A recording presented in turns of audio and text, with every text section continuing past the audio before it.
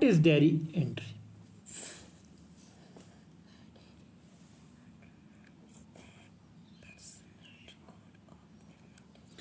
A diary entry is a personal record of events and feelings affecting the writer.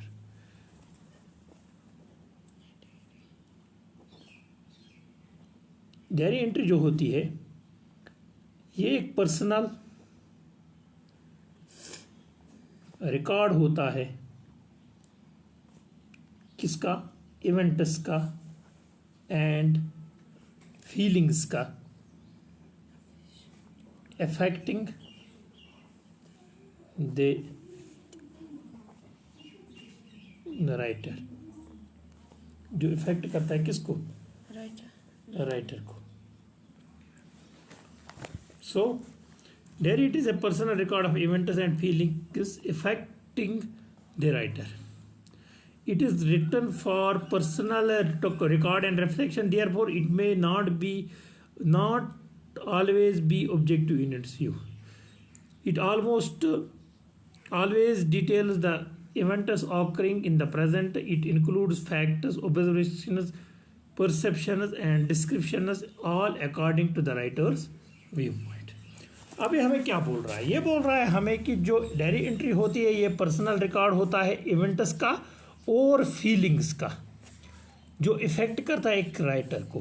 Writer अपने events में लिखता है और वो क्या फील करता है regarding some point of view, regarding some issues, regarding some things, तो उसके बारे में ये अपनी डायरी लिखता है. सो जो डायरी एंट्री होती है ये written, it is written for personal record and reflection. ये राइट होता है पर्सनल रिकॉर्ड के लिए और पर्सनल रिफ्लेक्शन के लिए. आज मैंने डायरी लिखी है, आज के बाद 5 साल के बाद मैं डायरी निकालता हूँ और पढ़ता हूँ कि क्या किस इवेंट में मैंने क्या लिखा था, मैं उस वक्त क्या महसूस कर रहा था. कुछ रिकॉर्ड्स मैंने मतलब कुछ चीज़ इसमें मैंने रिकॉर्ड करके रखे होंगे, कुछ इवेंट्स को मैंने उसमें कैद करके रखे होंगे, तो उसको हम बोलते हैं diary entry. It may not always be objective in its view. It almost always details the events occurring in the present. अब आप यहाँ से घर जाओगी, आज दिन में आपने क्या किया, ये आप प्रेजेंट की बात लिखोगे कि आज सुबह जब मैं घर से निकला, फिर मैं स्कूल गया, स्कूल में मैंने कितने क्लासेस पढ़े, मुझे किन लोगों से आज इंटरेक्शन हुई, आज का दिन मुझे कैसा लगा, मैंने कुछ नई चीज़ें सीखी, कुछ मुझे सीखने को मिला, कुछ मुझे सिखाने को मिला. ये चीज़ें आप रिकॉर्ड करते हो, जिसमें आप हर कोई बात प्रेजेंट की लिख रहे हो. इसमें आप कहीं ना कहीं पे भी पास्ट का जिक्र नहीं कर रहे हो, इसमें आप फ्यूचर का जिक्र नहीं कर, लेकिन ये आप अपने रिकॉर्ड के लिए रखते हो कि आज के दिन में मैंने क्या किया. ठीक है ना. It includes the facts. इसमें जो इंफॉर्मेशन यूज़ होती है वो फैक्ट्स पे बेस्ड होती है. इसमें जो इंफॉर्मेशन होती है that means something we observe, those are known as observations. हम कुछ चीज़ें ऑब्जर्व करते हैं और उन ऑब्जर्वेशंस को हम इसमें लिखते हैं. हमने आज दिन में क्या ऑब्जर्व किया, हमने कुछ नई चीज़ें ऑब्जर्व किए, कुछ पुरानी चीज़ों को हमने देखा, कुछ नई चीज़ें हमने ऑब्जर्व किए, या कुछ और हमें सीखने को मिला. ठीक है ना. And descriptions all according to writer's world view. सब राइटर के वर्ल्ड व्यू के हिसाब से.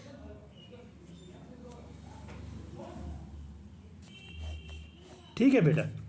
अब इसमें हमें देखना है what is basically A format of a diary entry. तो नहीं, आपको समझ में आ रहा है. अब फॉर्मेट कैसा होता है एक डायरी को लिखने के लिए. ज़रूर ये नहीं है कि आप यहाँ से घर गए, पहले आपने लिखा है शेर, कुछ शेर से आपने स्टार्ट किया, हम शायर बन गई. ठीक है. ठीक है. घर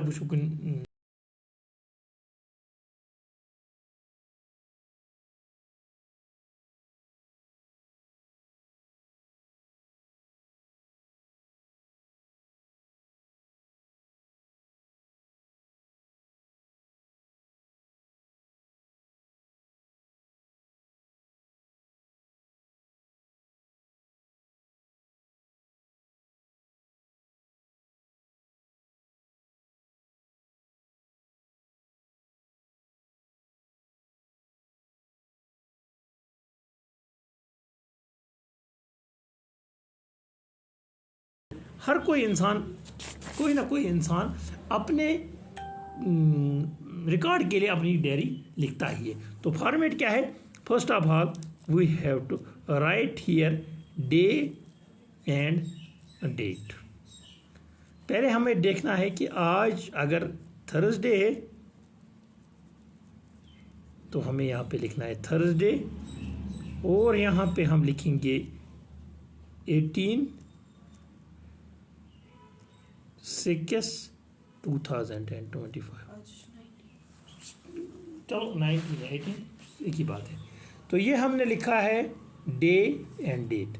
इसके नीचे हम जाएंगे, इसी हिसाब से हम लिखेंगे जिस तरह मैं लिख रहा हूँ। टाइम कितने बजे आप लिख रहे हो? अगर आप घर जाओगे 5 बजे तो आप लिखोगे 5 PM। उसके बाद आप लिखोगे हेडिंग। ये हेडिंग आपको ऑप्शनल लिखनी है, या आप लिख भी सकते हो और नहीं भी लिख सकते हो।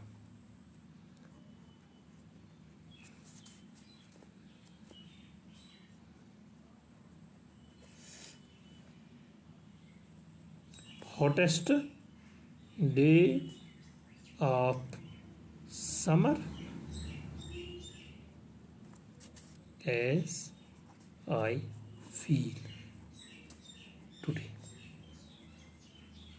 आज हम उन्हीं मोमेंट्स की बात करेंगे जो हमारे साथ आज दिन में इनकाउंटर हुए। तो हमने यहाँ पे कहा है कि हॉटेस्ट डे, सबसे गर्म दिन समर का, इसमें किसमें? आज के डेट में, आज के देश में hottest day of summer as I feel today. तो लिखने वाले को, पढ़ने वाले को, अगर आपकी डायरी कोई और कल पढ़ रहा है आपके एब्सेंस में, तो उसको समझ आ रहा है कि इस दिन में कितना हॉटेस्ट डे था। लेकिन इसको इस तरीके से लिखना है कि इमेजिनेशन आनी चाहिए कि वाकई में ऐसा हो रहा था। इसके बाद यहाँ पे किसी का नाम नहीं लिखना है, यहाँ सिर्फ एक चीज़ लिखनी है, डियर डेयरी। ये हम अपनी डेयरी के साथ बात करते हैं। नहीं, हम ना मम्मा के साथ बात करते हैं, ना पापा के साथ, ना दादी के साथ, ना दादा के साथ, ना किसी और के साथ। फिर यहाँ पे आप लिखोगे man body, man body today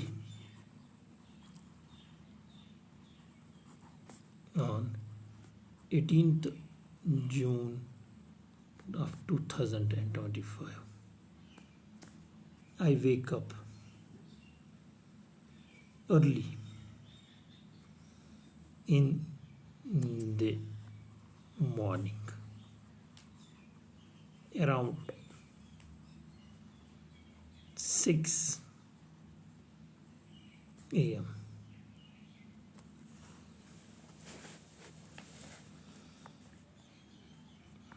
When I take a bath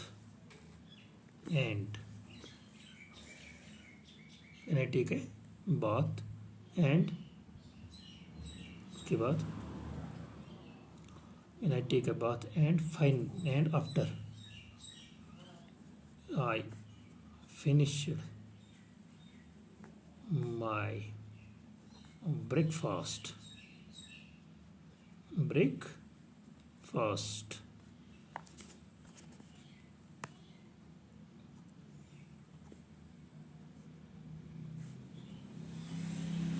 I finished my breakfast, then I prepare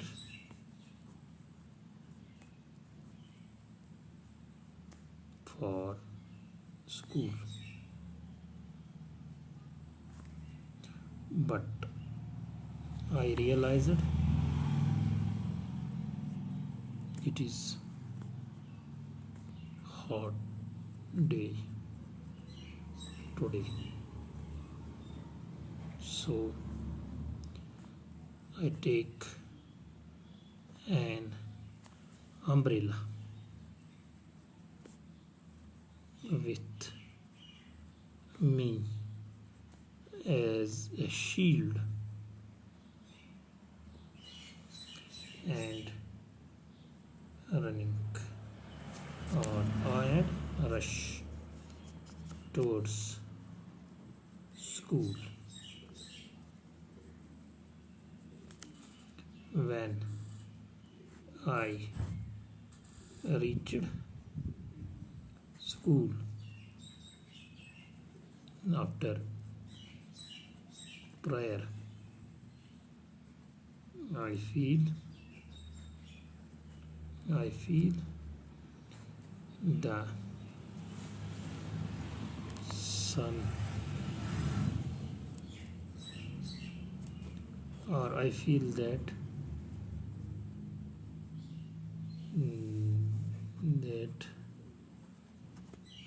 it is the hottest day of summer today.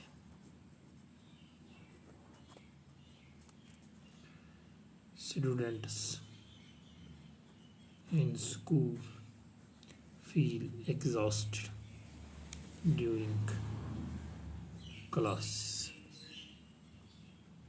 ठीक है बेटा, ये आप मेन बॉडी में लिखोगे। कंक्लूजन में आप क्या लिखोगे? कंक्लूजिंग लाइन में आप यही लिखोगे कि फाइनली हमने आज दिन में क्या किया, हम कितने बजे फिर स्कूल से वापस आए, हमने रेस्ट किया या कुछ किया, उसके बाद हम ट्यूशन के लिए गए एट द एंड, तो उसके बाद हमने आराम किया, लेकिन this was the hottest day ever I have seen. ये जब आपने कंक्लूजिंग लाइन लिखी, इसके नीचे आप अपना नाम लिखोगे, ठीक है। लेकिन एट द एंड इसको क्या करना है, मैंने यहाँ पे ये दो जगहों पे पहुँचा दिया, लेकिन आपको सिर्फ एक ही पेज पे ये सारा आना चाहिए। उसके बाद इसको उठा के इसको आपको बॉक्स में रखना है, ठीक है। उसके बाद tips for writing diary entry. अब कुछ टिप्स है डायरी एंट्री को लिख।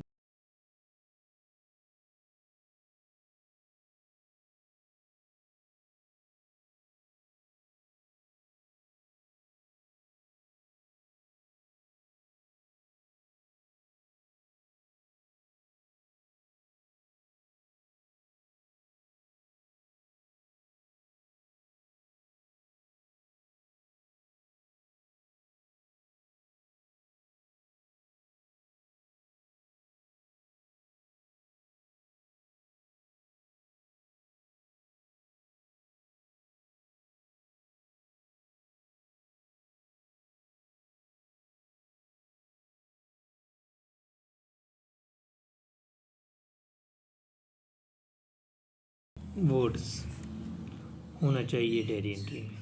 150 वर्ड्स में आपको सब कुछ इन कंपास करना है इस वर्ड लिमिट में। Remember that a diary entry is not a documentary. Include those things which were the highlight of the day. एक चीज़ याद रखना, जो डायरी एंट्री होती ये कोई डॉक्यूमेंट्री नहीं होती है जिस पे आप फिल्म बना रही हो या कोई सीरियल बना या कुछ और बना रहे हो, ये डॉक्यूमेंट्री नहीं होती है। ये क्या होता है, include only those things which wire the highlight of the day. आपको कौन कौन सी चीज़ हाईलाइट करने में आज के डेट में, आज के डे में, वही आपको लिखने हैं। Spend a few moments going over an entire day and categorizing the events which affected you the most. अब आपको सारा कुछ जो आप अपनी डायरी में लिख रहे हो, आपके साथ जो दिन में इनकाउंटर हुआ है, उन मोमेंट्स को आपको याद करना, उन मोमेंट्स के साथ आपको जीना है कुछ पल, फिर उन इवेंट्स को आपको लिखना है, कैटेगराइज करना है जो आपको सबसे ज़्यादा इफेक्टेड हुए हैं। समझ में आ रहा है? Focus on the emotions, feelings and thoughts that the days event triggered. वो इमोशंस जो आपको दिन में आए, वो फीलिंग्स जो आपको इस दिन में आए, और वो थॉट्स जो आपको इस दिन में आए, जिसके लिए आप क्या लिख रहे हो, अपनी डायरी लिख रहे हो, उन इवेंट्स को ट्रिगर आउट करना है। Use a personal confessional tune as the entry is a record of your personal life and past. आपको यूज करना एक पर्सनल कन्फेशनल ट्यून को जो एज ए एंट्री आपको रिकॉर्ड होगी अपने पर्सनल लाइफ के पास में।